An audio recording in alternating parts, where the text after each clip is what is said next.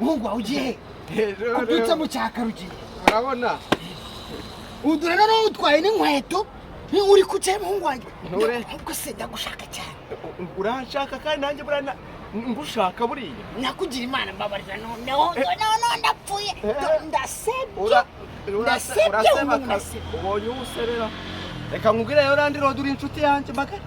ufite ikibazo sikandi nawe ubu mfite zino nkweto nsetse nusi yijyanye wembera uzijyanye mbimenye ngiye kuzigurisha nakene none se ndikugushaka amafaranga ibiceri 200 umwana wanjye yarwaye mu nda ndashaka kujya kugura iminini basa nkwe kugira ngo mve nibe ko randi rodi uramumura vumba pe umwana yanjye ko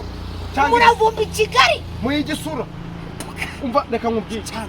nabuze nayamvuga ubundi uri umuntu ncumbikiye cyangwa aho bagira nkubwire ahubwo se uramugana ugusaba amafaranga naho kanyaga hasi ubundi buntu wumva ugutekereza ngo ago dika turinshuti kukwaka amafaranga ukamwa ugurire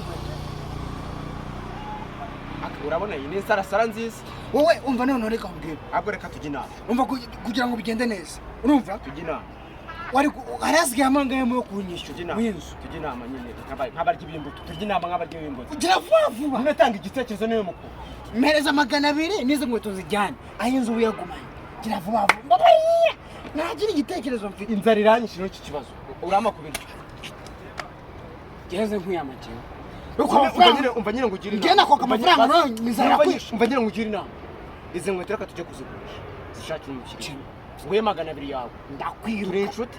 ndakwirukana uyu munsi niba udashaka komeza amafaranga naho usigaye utanyishiye ni umutama ndakwirukana ako nako ndumupaka y'imisi umva reka nkubwire no urikirana